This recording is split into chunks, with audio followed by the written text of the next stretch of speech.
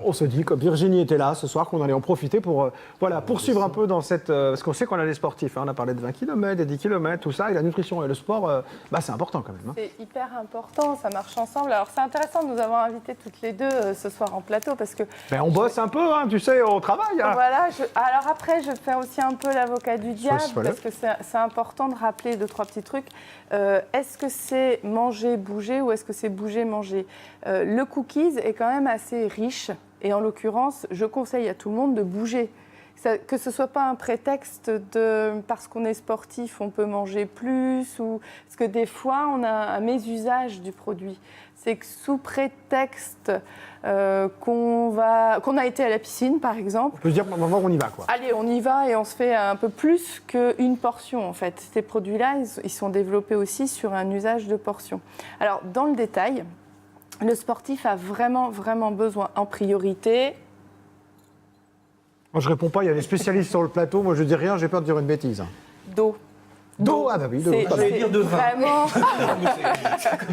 C'est un autre sport, ça, Doc. C'est le premier élément fondamental du sportif. Et avant même de mettre dans son sac ou dans sa poche, ayez toujours de l'eau, voilà, avec un peu de minéraux, de l'eau minéralisée, de l'eau, parce que c'est vraiment essentiel. Et dès qu'on a un tout petit peu soif, on a déjà perdu 10% de nos capacités physiques. Ah oui. La machinerie, c'est l'eau avant tout. Ensuite, effectivement, on a besoin d'un muscle performant, puissant et solide. Et ce muscle, il est fabriqué avec des protéines, végétales et animales. La présence de l'œuf aussi dans le produit permet d'améliorer le profil lipidique, protéiné, donc c'est quand même hyper important d'avoir des bonnes protéines. Et aussi et surtout, et c'est plus là où moi j'y vois l'intérêt dans les biscuits, c'est des féculents, c'est-à-dire des sucres, des glucides complexes, d'origine multiple, donc le fait qu'on ait de l'avoine, le fait qu'on ait du lupin par exemple, mais ça peut être de l'épeautre, ça peut être de la farine de blé, le fait qu'il y ait vraiment des glucides complexes. On ne va pas consommer tout de suite d'un coup, quoi. On ne va pas gérer en 2 secondes. C'est ce qui va venir se loger vraiment à l'intérieur des muscles. Techniquement, on appelle ça le glycogène, hein, c'est l'énergie du muscle. Et si on en mange, on aura une énergie disponible pendant 4 à 5 heures. Et ça, c'est prioritaire chez le sportif avant même d'avoir du sucre.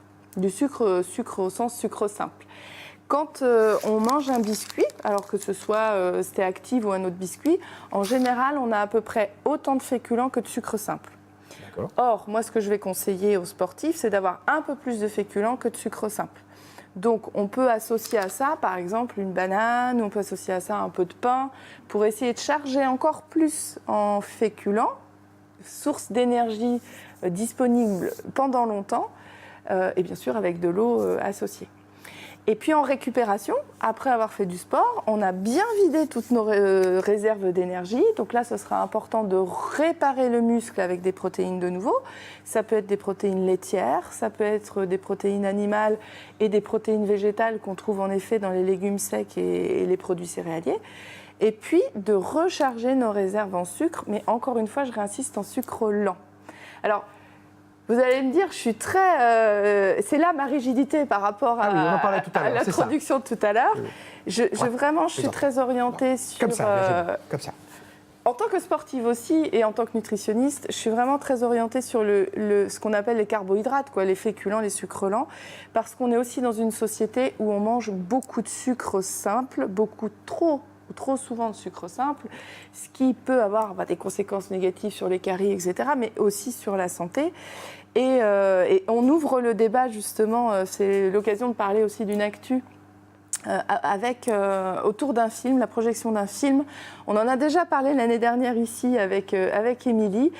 C'est un journaliste australien qui a fait tout un reportage autour de la présence du sucre dans notre alimentation occidentale. Son film s'appelle Sugarland et on arrive à le projeter de temps en temps et à créer du débat derrière parce que parfois, malheureusement, on peut être amené à consommer trop de sucreries sans être actif derrière, et c'est ça qui nous embête. Donc à tous ceux qui sont un peu intéressés par ce sujet-là, alors demain j'anime un débat, mais c'est à Niort, on n'est pas sur le département autour de Sugarland, mais il y en a un autre qui va être proposé en veille de la semaine du goût. Vous avez peut-être entendu parler de ça, donc entre le 8 et le 14 octobre, ce sera la semaine du goût. Et à Neuville-le-Roi, au cinéma de Neuville-le-Roi, et c'est une entrée gratuite, on propose la diffusion de Sugarland. Je tiens à remercier le relais d'assistante maternelle du pays Racan, Gâtine-Racan, qui a tout mis en œuvre pour organiser cette animation-là. Et je crois que c'est important qu'on puisse tous comme ça parler des sucres, de leur présence dans notre quotidien et des bons usages à en faire et des moins bons usages à s'en réserver. Ah ben voilà, pour poursuivre, il faudra aller t'écouter, évidemment.